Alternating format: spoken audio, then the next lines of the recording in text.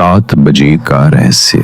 मध्य प्रदेश के खांडवा जिले में रेल की पटरियां जैसे ही गांव भौरा खेड़ी के पास से गुजरती हैं, दूर तक सरसों के खेत फैल जाते हैं। हवा में पक्के अनाज की गंध रहती है और शाम ढलते ही सायों का रंग गहरा हो जाता है। इस गांव में एक नियम है, पुराना, अडिग और प्रश्नवाचक। शाम 7 बजने से पहले घर पहुंचो। बचपन में मैं, अनिल, अक्सर ये नियम तोड़ने की सोचता था, पर माँ के चेहरे का डर देखकर रुक जाता। बड़े होने पर भी यह अघोषित कानून मेरे साथ था। नौकरी के लिए शहर गया, पत्रकारिता सीखी, फिर एक दिन असाइनमेंट मिला, ग्रामीण अंधविश्वासों पर रिपोर्ट तैयार करो। मुझे उसी गांव का ख्याल आया। मन में एक जिद जागी, इस 7 बजे वाली कहानी का सच कभी न कभी तो सामने आना चाहिए। मैंने शहर से कैमरा, वॉइस रिकॉर्डर और नोटबुक उठाई और बरसों बाद भौरा खेड़ी पहुंचा। स्टेशन से उतरा तो हवा में वही मिट्टी की महक थी। चारों तरफ धूप चल रही थी, पर लोगों के चेहरों पर दोपहर के उजाले में भी शाम का साया था। चाय वाले नेतराम ने पहचान लिया। अरे अनिल, शहर वाले बने पड़े हो, पर हमारे गांव का 7 बजे वाला कायदा मत भूलना। मैं मुस्कुराया। चाचा, अब तो जानबूझकर 7 बजे तक बाहर रहूंगा, देखूं तो सही क्या होता है। नेतराम ने चाय का गिलास रखते हुए धीमे से कहा, जो 7 बजे को चुनौती देता है वो या तो लौटता नहीं या फिर लौट कर भी पहले जैसा नहीं रहता। दोपहर बाद मैं पटेल साहब के घर पहुंचा। वे गांव के सबसे पुराने और सम्मानित आदमी थे। छत के कोने पर बंधी घंटी हवा में हौले हौले हिलती रही। आंगन में तुलसी का चौरा था और उसके पास जलती हुई दीपक की लो तार तार धूप में भी अड़ी हुई थी।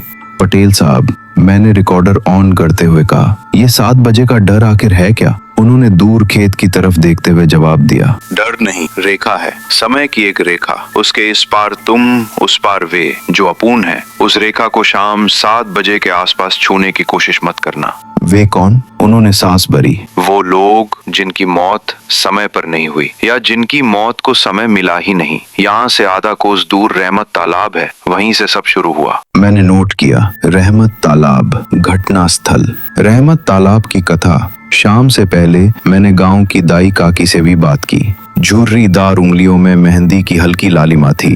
बोली, आज से करीब 20-22 साल पहले नई नवेली दुल्हन सुजाता की बारात आई थी। हंसी टिटोली, ढोल ताशे और शाम होते होते घर के अंदर से रोने की आवाज। लोग कहते हैं दहेज को लेकर झगड़ा हुआ और रात ढलते ढलते लड़की को जहर दे दिया गया। लाश को छुपाने के लिए बरसात की अंधेरी में रहमत तालाब में फेंक दिया। काकी की आंखें भीग गईं।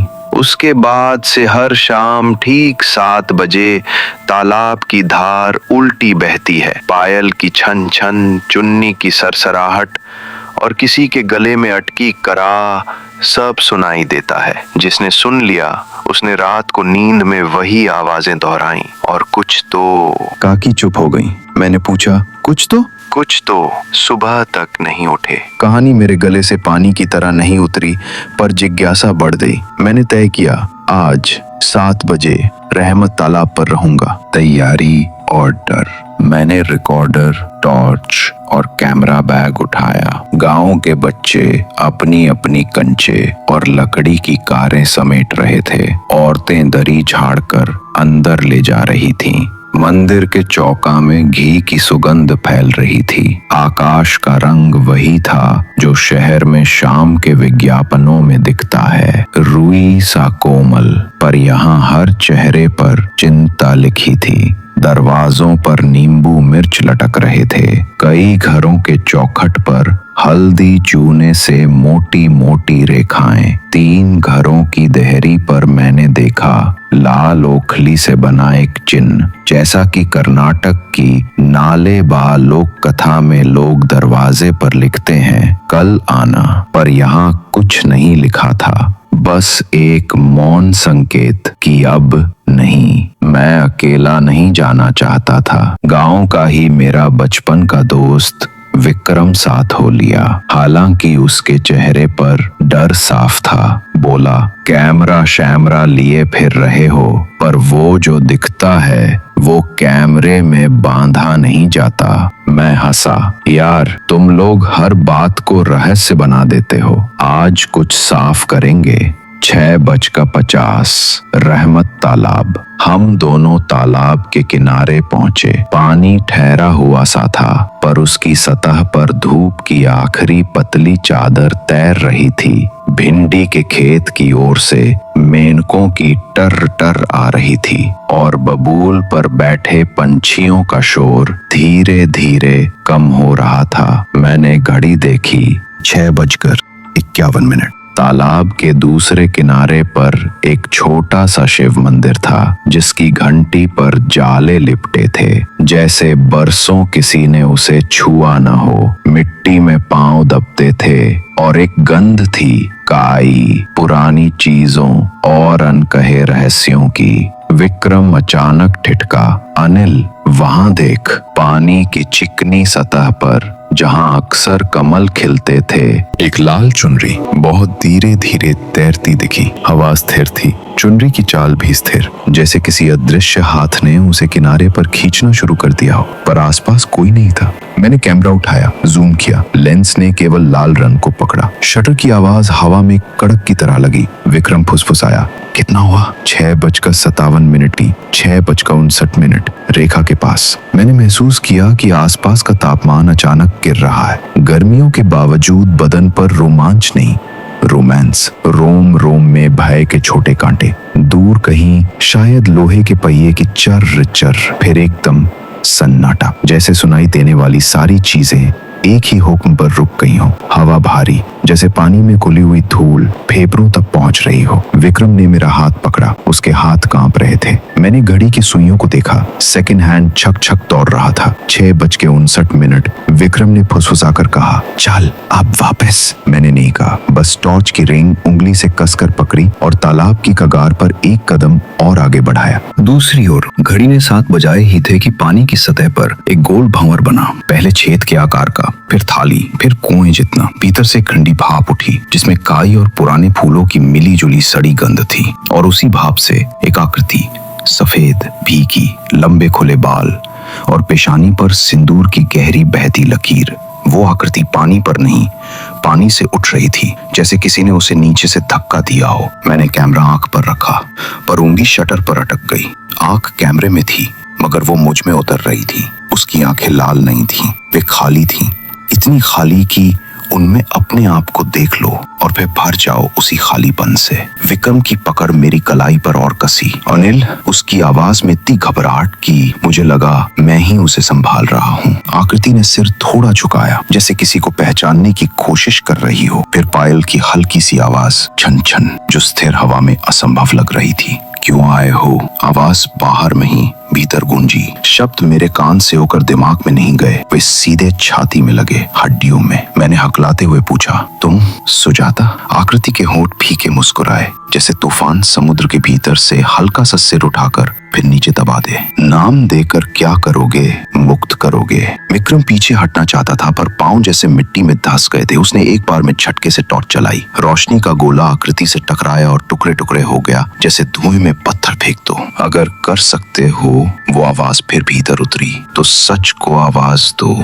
आकृति मिट्टी की गीली गंध के साथ पास आई। मुझे लगा मेरी उंगलियों के पोर ठंडे हो गए हैं, छाती में जैसे किसी ने बर्फ भरती हो। उसने पानी से भरा हाथ उठाया। हथेली पर लाल कांच का एक छोटा सा टुकड़ा चमक रहा था। यह मंगनी का कड़ा। 7 फेरे नहीं हुए थे कि 7 सांसें भी नहीं लेने दी। ये टुकड़ा उसी के कंगन का है जो मेरी कलाई से टूटा था। तुम्हें किसने? मेरी आवाज सुई की नोक जितनी रह गई। दहेज पर मोल भाव करने वाले, और वो जिसने चुप रहकर मुझे बेच दिया, खून से नहीं डर से। हवा और भारी हो गई। विक्रम ने आंखें कसकर बंद कर ली और आधे घुटने पर बैठ गया। मंदिर की घंटी, जो बरसों से शायद नहीं बजी थी, अचानक हवा में टुनकर उठी। एक ही बार। आकृति जैसे उस एक ध्वनि को सुनकर क्षण भर रुकी, फिर बहुत धीमे बोली, हर शाम 7 बजे ये रेखा पतली हो जाती है। इस पार तुम्हारा समय, उस पार मेरा। जो सच नहीं बोलते वे रेखा पार नहीं कर पाते। जो सच को छू लेते हैं वे लौट भी आते हैं, पर खाली नहीं। मेरे हाथ में रिकॉर्डर था। मैंने बटन दबाया। तुम चाहती हो कि मैं क्या करूं?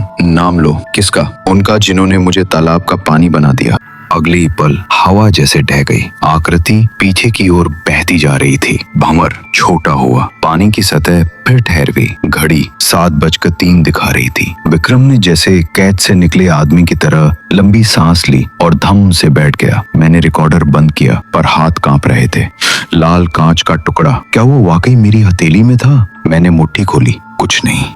चल चल चल। विक्रम लगभग मुझे खींचता हुआ गांव की ओर भागा। रास्ते में उसने एक बार भी पीछे नहीं देखा। मैं 2 बार मुड़ा। तालाब सामान्य था पर किनारे पर वो लाल चुनरी अब नहीं तैर रही थी। गांव पहुंचकर मैंने पटेल साहब को सब बताया। वे चुपचाप सुनते रहे, फिर बोले, अनिल, सच का नाम लेना आसान नहीं। यहाँ सभी जानते हैं कि सुजाता की मौत किन हाथों से हुई, पर हाथ गांव में कई जगह टिके हैं। खेतों पर, मंदिरों में, दान के थाल पर और राजनीति के कंधे पर। फिर या तो तुम शहर लौट जाओ और इसे कहानी कहकर छाप दो, या फिर सच का नाम लिखो और देखो क्या होता है। मैंने पूरी रात करवटें बदली।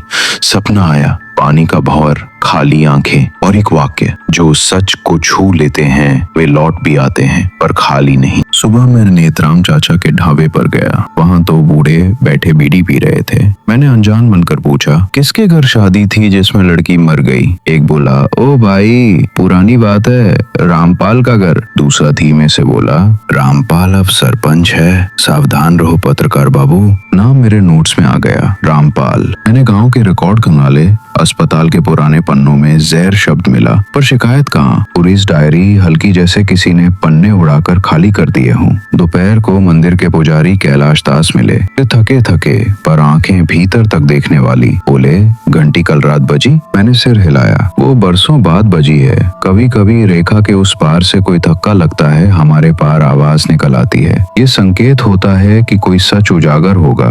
कौन सच? उन्होंने आंखें मूंद ली। जिसका नाम लोग जानते हैं पर लेना नहीं चाहते। शाम को मैंने तय किया, आज रामपाल के घर जाऊंगा। बड़े फाटक पर गेरुए रंग से स्वस्तिक बना था। आंगन में 2 भैंसें बंधी थीं और वरांडे में लकड़ी की बेंच पर खुद रामपाल बैठे थे। कटा हुआ शरीर, माथे पर गहरा तिलक और आंखों में वो स्थिरता जो अक्सर काबू में रहने वालों में होती है। कहो शहर वाले, उन्होंने मुस्कुराकर कहा, क्या जानना है? मैंने सीधा पूछा, सुजाता। दूसरे ही पल उनकी मुस्कान ओझल हो गई। पुरानी बात उठाने से क्या मिलेगा? मुक्ति। शब्द मेरे मुंह से अपने आप निकला। उन्होंने मेरी ओर झुककर कहा, पूरे गांव का भला चंगा चल रहा है, राह मत बदलो। रात को 7 बजे तालाब के किस्से सुनकर बनारस नहीं पहुंचा जाता, सीधे शमशान पहुंच जाते हैं, समझे? मैंने उठते हुए कहा, नाम मैंने सुन लिया, बाकी तालाब जानता है। उनकी आंखें एक पल के लिए भड़क उठी, जैसे सुर्ख अंगार थोड़ी देर हवा में जलता है फिर राख के नीचे दब जाता है। पत्रकार हो, पत्रकार की तरह रहो, भूत प्रेत की दुकान मत खोले। फैसला। विक्रम ने बहुत रोका पर मैं फिर रहमत तालाब पहुंचा। आज हवा तेज थी, बबूलों से रेत झर रही थी। आकाश में बादल थे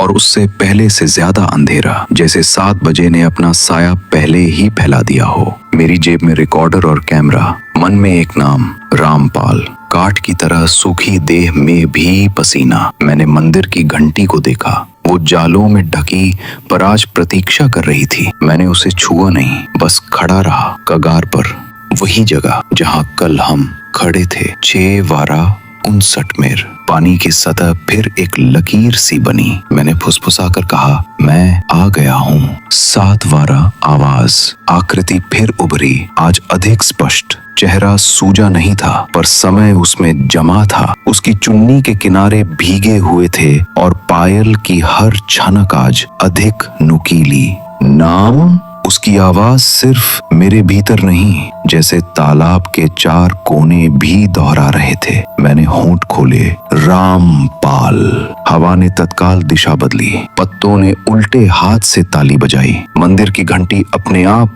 टुन से ज्यादा, टुन टुन टुन 3 बार बजी। आकृति की आंखों में खालीपन की जगह क्षण भर नमी तैर गई और मैंने सांस भरी। वे सब जिन्होंने चुप चुप्पी रखी, गवाह बराबर गुनहगार। पानी में लहर दौड़ी, किनारे से मंदिर तक। आकृति ने अपनी हथेली आगे की और मेरी ओर कुछ बढ़ाया। इस बार कांच का टुकड़ा नहीं, बल्कि चांदी की पायल का आधा हिस्सा। ये लो, इसे तुम्हें आवाज बनानी है। आवाज जो सिर्फ कागज पर नहीं, दीवारों पर लिखी जाए। जब कोई पूछे क्यों 7 बजे, तो कह देना क्योंकि 7 के भीतर वो कसम छिपी है जो 7 फेरे बन नहीं पाई। मैंने हाथ बढ़ाया, पायल मेरी हथेली पर ठंडी होकर टिक गई, पर उसी पल पीछे सूखी घास चरमराई। कदमों की आहट। मैं पलटा, अंधेरे में 3 साए, उनके हाथों में डंडे। कह दिया था ना,